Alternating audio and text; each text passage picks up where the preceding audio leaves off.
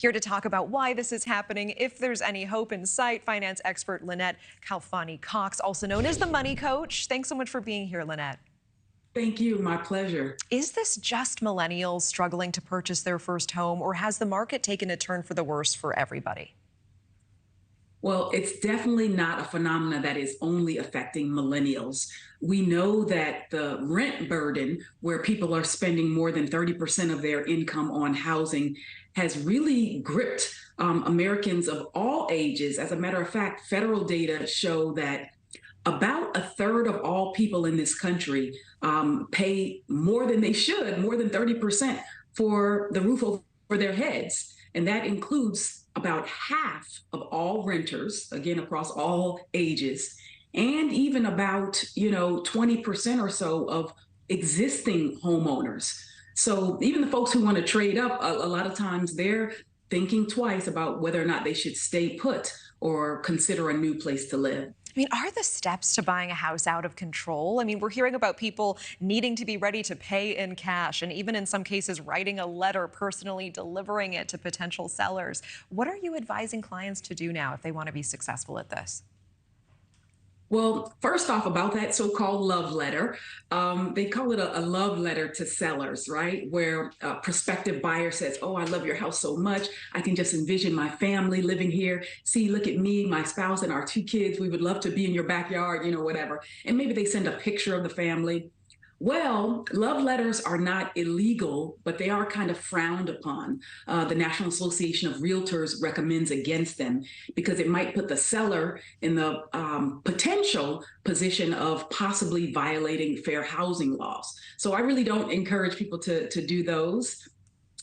What you should do is focus on the factors that you can control, making sure that you're credit worthy, amassing the biggest possible down payment that you can muster, looking into down payment assistance programs, and they exist in every state in the country, doing the things to put yourself in the position for potentially becoming a homeowner in a way that won't overtax or overstretch your budget. And in some cases, yes, that may mean moving further away.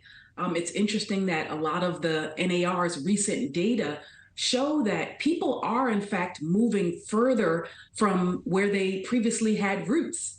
And so it might mean that you have to think about, if you're in the Northeast or on the West Coast, going to the South or the Midwest, or to just a less costly area if you do, in fact, want to become a homeowner. Yeah, flexibility never hurts. There was a recent poll of Gen Zers, and most said that they could not imagine a future in which they owned a home, some even laughing at the idea.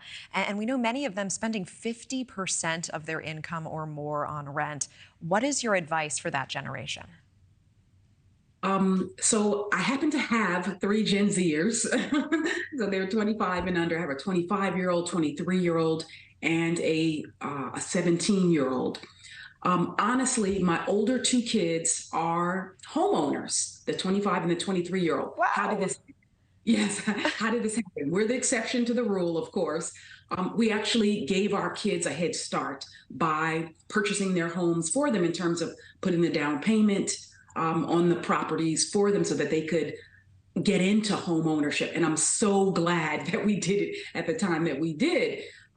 So what I would say is, no, it's not hopeless. Unfortunately, only about 4% of first-time home buyers are members of Gen Z. And when you think about it, obviously, this generation has had to battle a lot, hefty student loan debt. They might have credit card payments. They're just sort of launching and starting their careers.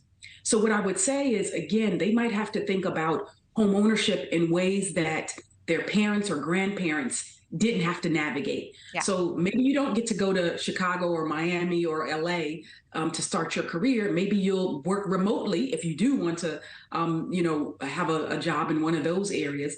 But maybe you'll go in with a friend or a partner in terms of becoming a homeowner.